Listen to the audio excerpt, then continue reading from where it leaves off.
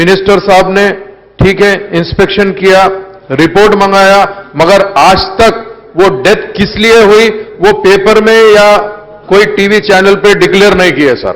और उसके साथ साथ जो 5 वुमेन की डेथ हुई सर, इसमें मैं समझता हूं गवर्नमेंट हॉस्पिटल के अंदर वो फैसिलिटीज नहीं रहने की तरफ से हुई सर। सामने नीलोफर हॉस्पिटल में इंटेंसिव केयर ब्लॉक नया बना सर, उसका इनॉग्रेशन मिनिस्टर साहब किए सर। वो टाइम पे मैंने उनको कहा कि वहां पर हमको स्टाफ की जरूरत है सर।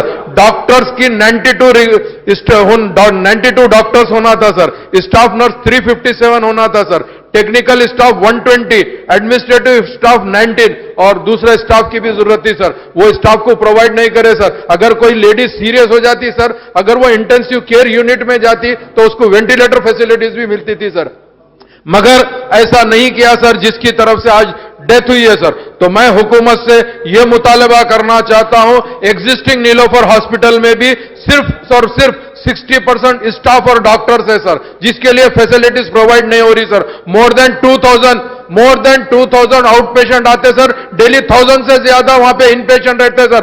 सर एक सेकंड सर, ये इंपॉर्टेंट क्वेश्चन है सर, आप प्लीज सर, सर हेल्थ का मामला है, लोग मर रहे हैं सर, पूरे और गवर्नमेंट हॉस्पिटल में भी मर रहे हैं सर। प्लीज सर 1 मिनट बोलने दीजिए सर, क्वेश्चन अवर्स में भी नहीं बोलने दिए सर। कम से कम आप ये इश्यू को मत रोकिए सर, प्लीज मेरा आपसे रिक्वेस्ट है सर। तो मेरा कहने का मतलब यह है सर कि आप अगर गवर्नमेंट हॉस्पिटल में अच्छी फैसिलिटीज प्रोवाइड अगर करेंगे तो ये जो इंसिडेंट्स हुए हैं सर, लास्ट टाइम सरोजनी में भी ऐसी इंसिडेंट हुआ था सर, आज नीलोफर में अगर हुआ है तो ऐसे और भी हॉस्पिटल्स है सर। सब हॉस्पिटल्स को देखना चाहिए शहर के और उसमें पूरी फैसिलिटीज प्रोवाइड करना चाहिए। सब बहुत बहुत शुक्रिया।